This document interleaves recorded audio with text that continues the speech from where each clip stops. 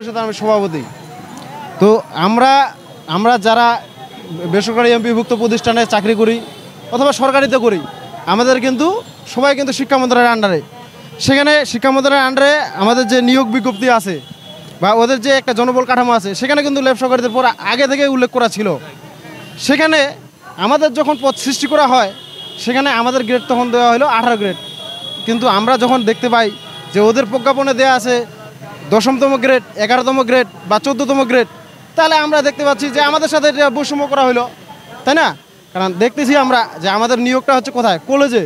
এবং কলেজ পর্যায়ে যদি আমরা ল্যাব সহকারী হই এবং একটা প্রতিটা আমার যেমন সাবজেক্ট হচ্ছে আইসিটি, এবং এমন করে প্রতিজনের একটা করে সাবজেক্ট আছে, নির্দিষ্ট সাবজেক্ট।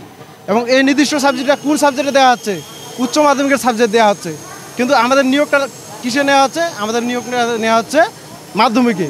তাহলে একজন মাধ্যমিক পাশ করা ক্যান্ডিডেট ও কি আসলে কি ওই যন্ত্রপাতিগুলো সম্পর্কে অবগত থাকবে? অবশ্যই না। তাহলে আমাদের দাবিগুলো হচ্ছে যৌক্তিক। কেন যৌক্তিক? কারণ বিভিন্ন প্রজ্ঞাপন, আমরা অন্য প্রজ্ঞাপনের কথা বলি না, আমাদের শিক্ষা মন্ত্রণালয়ের আন্ডারে যে প্রজ্ঞাপনগুলো আছে, নিয়োগ বিজ্ঞপ্তিগুলো আছে, সেখানেই আমাদের বৈষম্যতা তুলে ধরা যায়। হ্যাঁ, অবশ্যই অবশ্যই অবশ্যই অবশ্যই। হ্যাঁ, 14তম গ্রেড চাচ্ছি, 14তম গ্রেড চাচ্ছি। এবং আমাদের জন্য শিক্ষাগত যোগ্যতাটা উন্নত করে সেটাকে একটা উচ্চ মাধ্যমিক বিজ্ঞান বিভাগ করা হয়। এবং ইতিপূর্বে যারা নিয়োগপ্রাপ্ত তাদের ক্ষেত্রে এখন যদি আমরা সেটাকে চাপিয়ে দিই যে আমরা হ্যাঁ এটা ঠিক করে দিলাম, আপনারা এখন এই কাগজগুলো জমা দেন, তাহলে অন্যরাও যা যোগদান করছে তারা তো হয়তো বা অনেকে লেখাপড়া করে নাই এরপরে, তাহলে তারা কি করবে?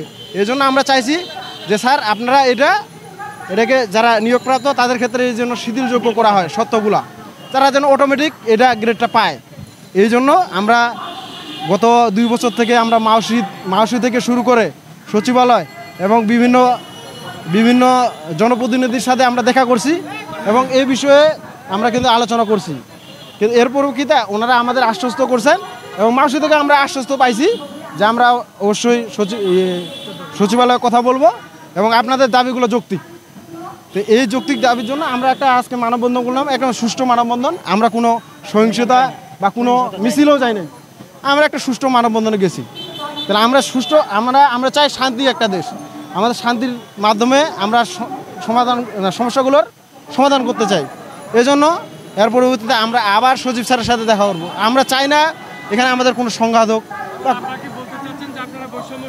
অবশ্যই অবশ্যই অবশ্যই বৈষম্য শিকার। জি জি, না না, তারই ধারাবাহিকতা তারা কিন্তু তাদের এই ন্যায্য অধিকার যাতে প্রতিষ্ঠিত হয় সে কথাই বলেছে। ঠিক আছে।